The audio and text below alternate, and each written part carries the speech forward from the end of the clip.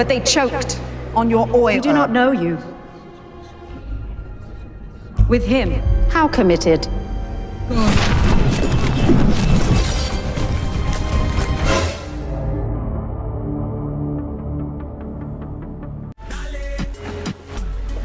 Film dibuka dengan memperlihatkan sebuah kapal ikan sedang menjaring ikan di laut. Tapi mereka pun sangat kaget ketika mendengar suara geraman dalam jaring mereka.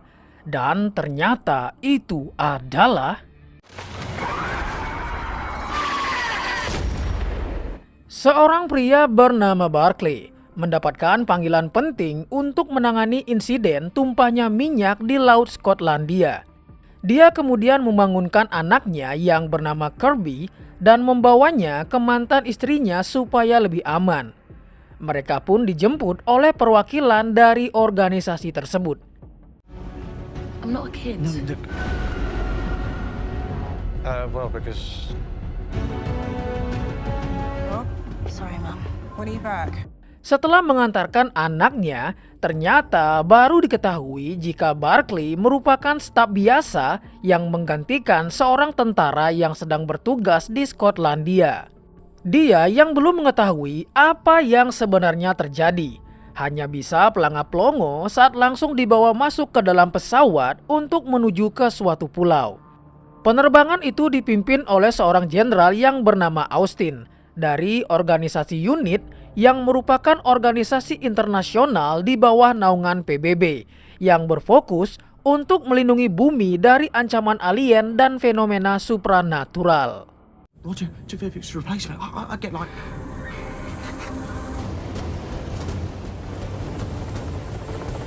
All troops, as of now, Setibanya di pulau yang telah dievakuasi, mereka langsung menuju ke suatu rumah untuk melihat sesuatu yang berhasil mereka tangkap. Dan itu adalah seekor makhluk yang mirip dengan skin epicnya Kari. Tentu saja di era modern seperti ini, mereka sangat terkejut saat melihat keberadaan sosok makhluk bawah laut seperti itu. Tapi sayangnya makhluk tersebut telah tewas tertembak. Mari kita sebut makhluk tersebut dengan sebutan Aquakine, karena masih terdapat banyak sekali dari mereka yang hidup di bawah laut. Dan di leher setiap makhluk itu terdapat sebuah mutiara unik. Setelah semua orang keluar, Barclay yang merupakan staf biasa dan tidak dilatih untuk perang, sempat memberikan penghormatan terakhir pada jasad si makhluk. Ketika mereka berada di atas tebing, Jenderal memerintahkan mereka menghidupkan sebuah alat yang bisa mengeluarkan suara tertentu yang bertujuan untuk menyapa para Aquakine di dasar laut. I heard that. What was that, sir? Singkat waktu, pada malam harinya, fenomena aneh tiba-tiba terjadi di tempat jasad si makhluk. Dua orang yang bertugas berjaga di sana melihat jika tanah di sana tiba-tiba menjadi lembek dan akhirnya berubah menjadi perairan. Ternyata kaum dari Aquakine datang untuk mengambil jasad dari teman mereka. Dan naasnya, kedua orang yang berjaga di sana harus tenggelam dan terkubur dalam tanah. Mereka semua pun terbangun karena mendengar bunyi alarm peringatan. Ketika mereka mengecek tempat jasad si makhluk, yang mereka temukan hanyalah jasad dari dua orang yang sudah terkubur dalam tanah yang sudah kembali mengeras. Barclay yang melihat hal itu pun mulai menjadi panik. Ketika berada di luar, dia akhirnya menjelaskan kepada si jenderal jika dia hanyalah staf biasa yang bertugas di bidang transportasi dan bukan seorang prajurit. Tapi jenderal mengatakan jika protokol unit membutuhkan warga sipil untuk ikut bergabung dengan militer sebagai saksi.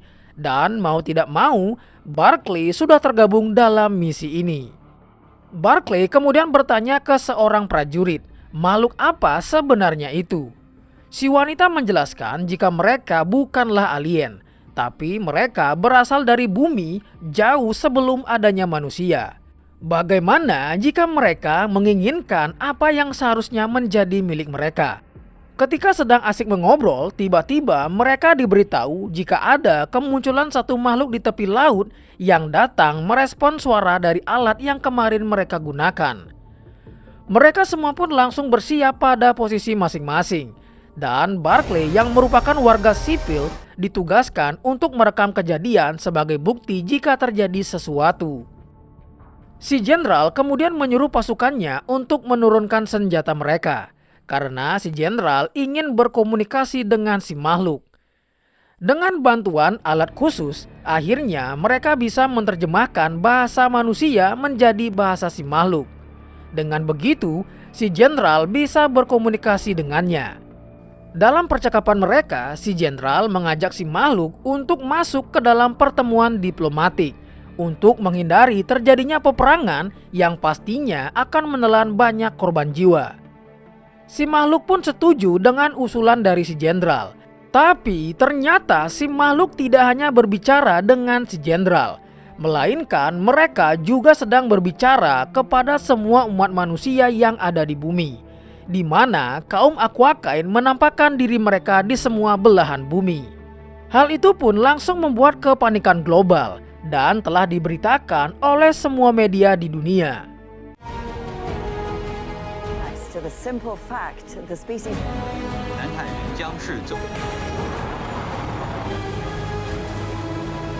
Melihat fenomena ini, Presiden langsung mengadakan kerjasama untuk era baru dengan para kaum Aquakain yang disebut dengan diplomasi H2O. Mereka langsung membuat saluran air yang terhubung ke suatu gedung besar untuk mengadakan pertemuan dengan perwakilan dari kaum Aquakain. Singkat cerita, hari pertemuan pun akan segera diadakan yang dihadiri oleh orang-orang penting, dan Barclay juga ikut dalam pertemuan tersebut. Di Komando Pusat, Kate yang merupakan ketua dari organisasi unit akan ikut mengawasi jalannya acara. Setelah memastikan semua negara sudah terhubung, waktunya untuk duta besar yang akan bertugas untuk mewakili suara dari kaum manusia berbicara dengan duta besar dari kaum Aquakain. Gerbang saluran pun kemudian dibuka agar kaum Aquakain bisa memasuki gedung. Dan ketika mereka masuk, orang-orang di sana pun menjadi sangat kaget karena duta besar mereka sangat mirip dengan skin Epic Carry, karena lebih mirip dengan manusia, tidak seperti makhluk yang selama ini mereka lihat, yang ternyata merupakan seorang prajurit. Third life form approaching. Is to trust them, Colonel. Open the doors. Decontamination in progress.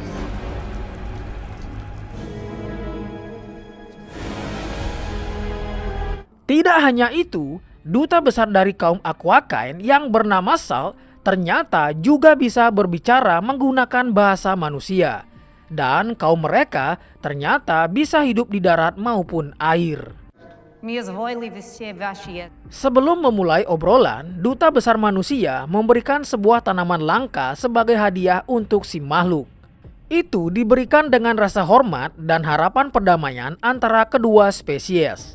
Tapi Sal ternyata juga membawa hadiah, dan itu adalah telurnya yang tidak bisa menetas akibat limbah minyak yang dibuang ke laut oleh manusia-manusia serakah.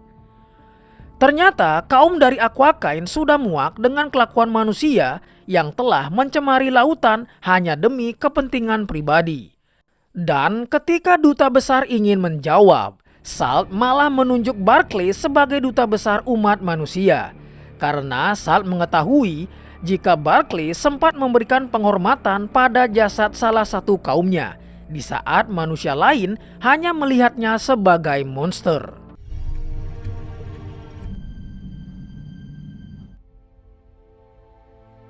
Setelah kejadian itu, pertemuan pun harus ditunda karena masa depan semua umat manusia sedang dipertaruhkan di tangan seorang warga sipil biasa. Kate membawa Barclay ke suatu ruangan untuk diinterogasi. Apakah dia merupakan sekutu dari makhluk atau bukan? Tentu saja Barclay membantah semua tuduhan itu karena dia sendiri saja tidak tahu kenapa dia yang dipilih menjadi duta besar manusia. Untuk menyelidiki lebih lanjut, Kate juga membawa mantan istri dan anaknya Barclay. Sedangkan di media, berita dari hasil pertemuan pertama yang mengatakan jika duta besar manusia telah digantikan oleh orang misterius sudah menjadi viral di seluruh dunia.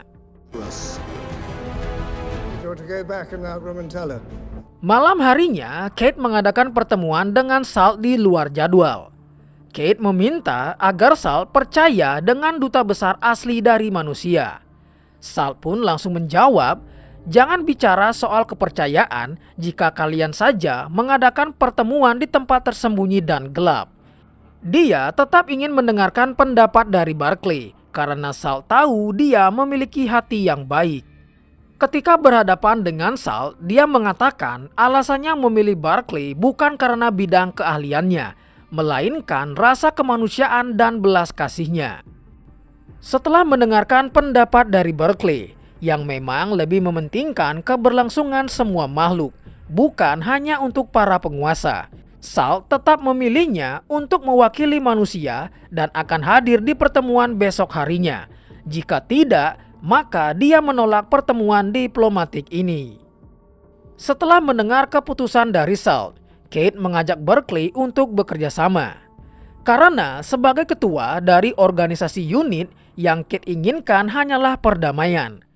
Dia akan memberikan kesempatan pada Barclay, dan mulai saat itu hidup Barclay berubah total. Ketika dia diantar ke tempat yang sudah disiapkan, seseorang diam-diam memotretnya. Di tempat lain, ilmuwan sedang meneliti telur dari Salt yang gagal menetas. Tapi ketika sedang memindahkan sampel, pria ini secara diam-diam mengambil satu sampel dari telur tersebut. Seperti biasa, dia melakukan itu karena dia disuruh oleh seseorang. Dengan imbalan, dia akan mendapatkan kewarganegaraannya.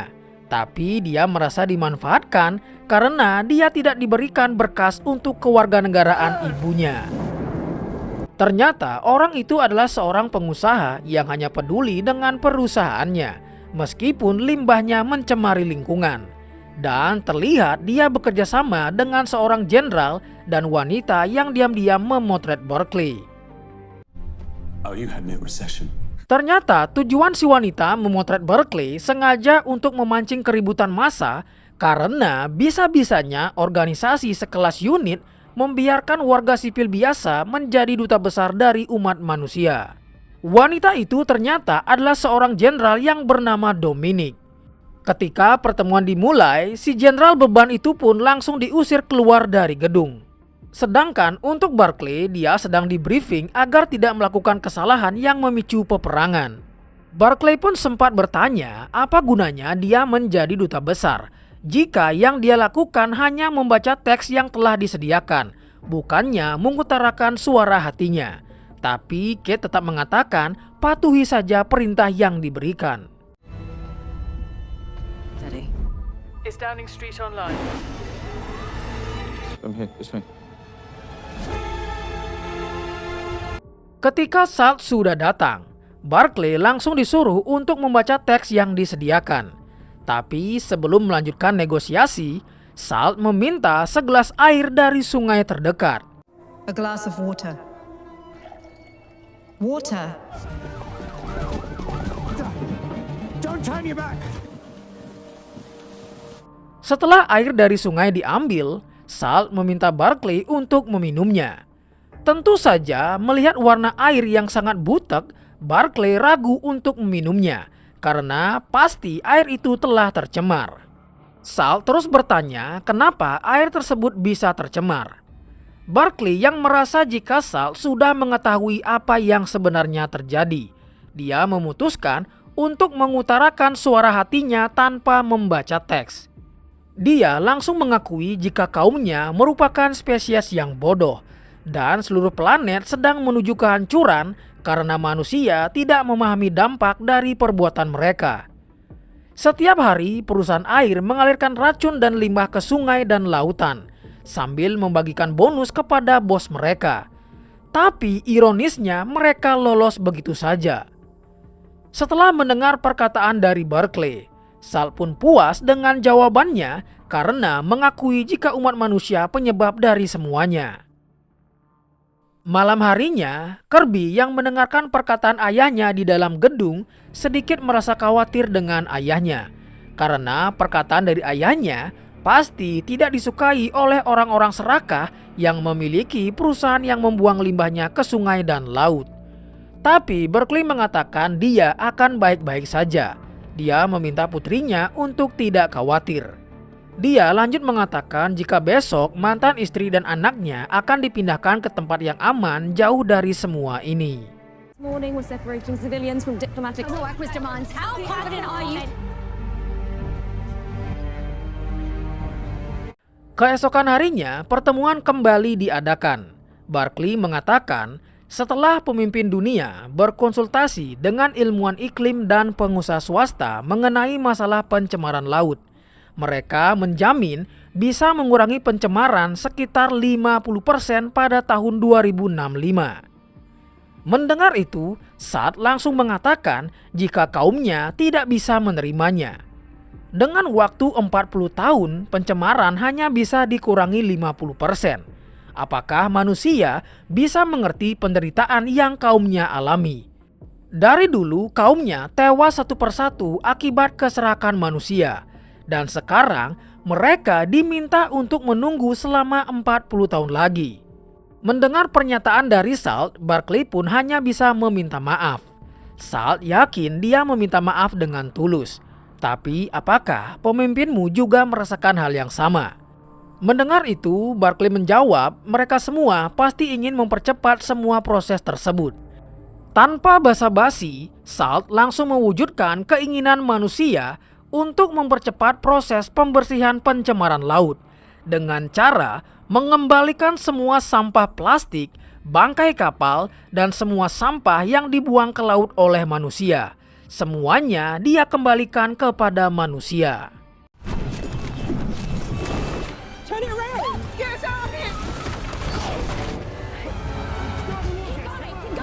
Orang-orang di luar pun menjadi sangat panik karena kota mereka tiba-tiba dipenuhi sampah plastik dan bangkai kapal. Sedangkan mantan istri dan putrinya Barclay sedang berusaha menuju ke tempatnya. Untungnya mereka berdua berhasil selamat.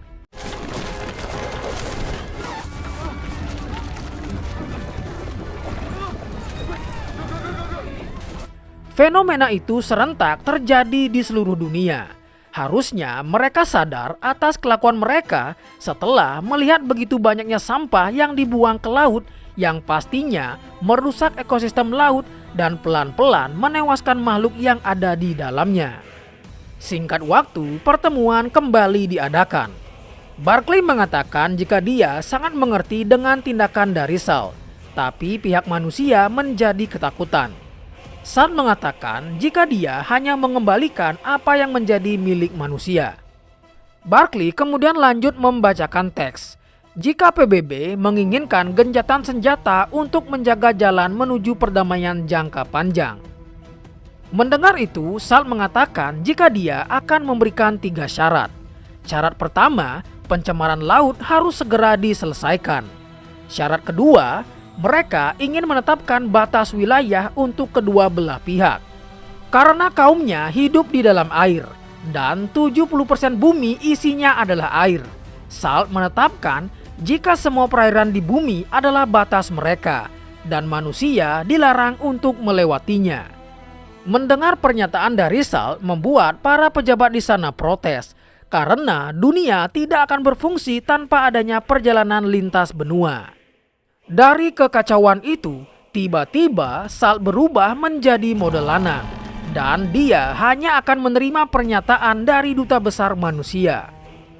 Barclay langsung meminta semuanya untuk duduk dan diam. Hal itu pun berhasil membuat Salt kembali ke mode awalnya. Barclay mengatakan jika manusia pasti memerlukan waktu yang tidak sebentar untuk memperbaiki semua pencemaran. Dan selama prosesnya, dia meminta agar kedua belah pihak tetap damai. Salt kemudian menambahkan tadi dia sudah memberikan 2 persyaratan. Dan untuk syarat ketiganya, Untuk pertemuan berikutnya, dia meminta diadakan di wilayahnya, di mana tempat itu adalah Samudra Atlantik, tepatnya di Parit Romance yang merupakan jalur air terdalam di bumi. Salt ingin melihat komitmen dari manusia jika mereka ingin membicarakan tentang perdamaian dan kesetaraan, dan Barclay pun menyetujui permintaan itu.